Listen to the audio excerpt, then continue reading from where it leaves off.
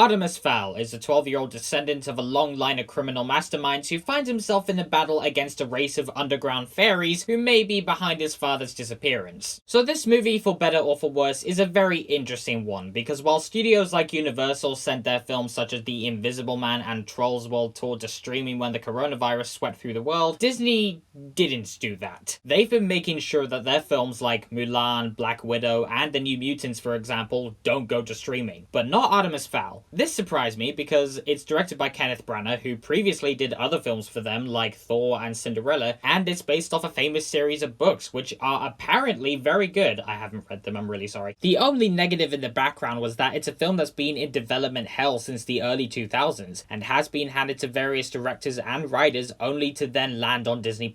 But many films have been through development hell and turned out great. So why is it that despite clearly waiting to release their other films in cinemas, despite there being a pandemic going on, are they dropping Artemis Fowl on Disney+? Well, most of Disney's live-action movies recently have really disappointed me, but I hadn't seen anything truly awful until now. Every now and then I watch a movie that makes me question my life choices, what I'm doing with my life, and my existence on this jolly little dirt ball called Earth. And Artemis Fowl is one of those movies. Artemis Fowl is epically awful. I didn't think I would actually say this about the film going in, but this is one of the worst movies I have ever seen, Disney or otherwise. It is so baffling to me that Disney actually looked at this film and said, yeah, we can release it. So about the story. What story? The best way I can even sum up the gist of this story is that Daddy Artemis gets kidnapped. The person that kidnaps Daddy Artemis wants this secret MacGuffin that can give them these crazy powers. Actually, everyone in this movie wants it for some reason. Whittle Artemis, the son of Daddy Artemis, has to find this MacGuffin so he can use it as a bargaining chip to save Daddy Artemis. Oh yeah, there's also this fairy world, which is there. There's all of this stuff in this movie, but it doesn't really know what it's even about, so nothing, and I really mean nothing, is developed or really explored. It's all introduced to you via narration, and then nothing else is ever done with it. There was never a point where I thought I knew what this movie was about, because this movie doesn't even know what it's about. Even though I'm fairly certain that's storytelling basics, which this movie doesn't even have. We're introduced to Whittle Artemis and his world, who, according to the narrator, don't worry, I'll get to that, is a very intelligent little brat who we're supposed to really like. And then all of a sudden we're in this fairy world, and Judi Dench is like the wise fairy who is 800 and something, God knows what. And there's this younger fairy who wants to be the, good lord, best fairy ever. Oh, and there's these troll characters who do nothing really. I mean, you'd think that would be enough to make a movie that was at the very least about something, but apparently not, no. What really makes it obvious that the film has no idea what it's even about is the fact that the film is continuously narrated by Josh Gad, who is a tall dwarf who is being discriminated against because he's tall. Get it? This dude pops up to explain literally every plot point and character, because apparently the people behind the camera thought that the audience was too dumb to figure this out through clever writing and filmmaking. Instead, we're treated to constant narration from Josh Gad, who sounds like Mr. Krabs midway through taking a shit. And because of this, the movie feels like a 90-minute long exposition scene that's trying to cram this story into 90 minutes, even though that it's apparently trying to start a franchise. What? Watching this film, it became very clear to me that the filmmakers were worried about how much of the film the audience would actually be able to understand, because the narration itself is so forced and heavy-handed that it feels like I'm losing brain cells as I'm watching it. I mean, come on guys, I'm down to -7. And due to the incredibly short runtime of the film, it feels beyond rushed. There isn't a single scene that is given time to breathe. But ironically, there's nothing really interesting going on in the film anyway, so these scenes kind of feel slow, even though they feel rushed, which makes them relentlessly boring. So it feels slow and too fast at this. How do you do that? It feels weird calling these scenes because they don't even feel like actual scenes. It's just a collection of chaotically executed sequences strung together in a desperate attempt to tell a remotely cohesive story. You'd think that this movie would be at the very least well directed, because after all, it is Kenneth Branagh directing this thing.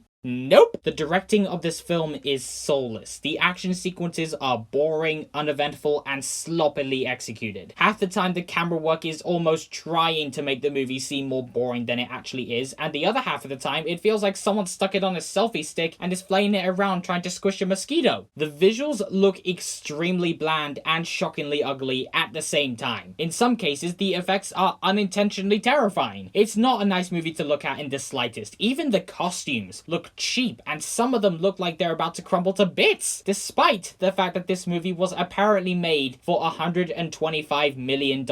Let's talk about the title character. Artemis Fowl. No, not that one. Whittle Artemis. Yeah, Fadia Shaw. I mean this from the bottom of my heart. I feel so sorry for this kid. This is his debut, he's got the main role, and unfortunately, his performance is terrible. Whenever he delivers a line of dialogue, his face locks up when he's done, and he's waiting for someone to give him another line. And I don't blame him for this. I don't think this is his fault at all. Yes, it is a very amateurish performance, but I blame the director, because it is clear to me that his soulless direction of the often very confused looking cast is to blame here. The actors in this movie look like they don't even know what to do in terms of acting. It's almost like they were given lines to say, but they weren't given any direction. It also doesn't help that Artemis himself is a really unlikable character. He's actually kind of annoying. It felt like they were setting up an arc in which he would learn to be less unlikable, but it never feels like he learns anything by the end. I wouldn't even say that he even has an arc. He's literally just there, like everything else in this movie, to be honest. I'm fairly certain that a lot of things have either been cut out or reshot, and I'm not just saying that because 99.9% of that first teaser trailer is not even in this movie, but the way the film is cut together strongly suggests that. It genuinely feels like there are entire scenes missing. A character will find something in a room, and then audio of dialogue from one of the other characters will just play over the scene, and then all of a sudden 3 other characters have seemingly popped out of nowhere and act like they were there the whole time, even though in the previous shot, those 3 characters were in a completely different location. There are also characters who are on one side of a conflict, but then almost out of nowhere, they'll switch sides for no reason? Did they forget to show a scene? Seriously, what happened to this movie? It is truly baffling to me that the movie is this bad when you've got Kenneth Branagh, who has made good movies in the past, behind the camera, a $125 million budget, and Disney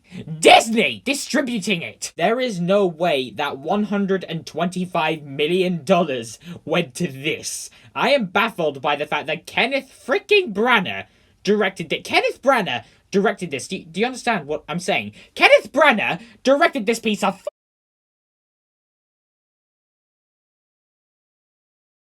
No movie that I have seen this year has brought me more sadness, rage, and pure anger and hatred than Artemis Fowl.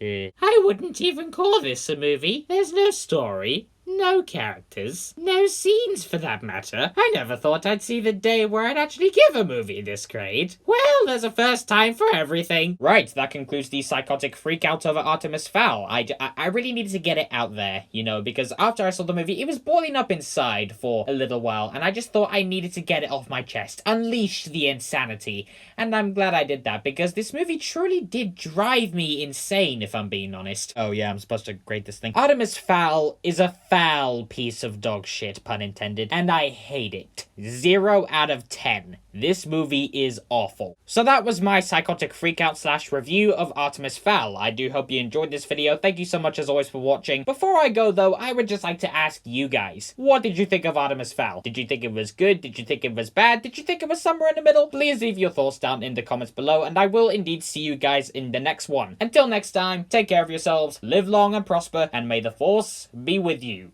Always.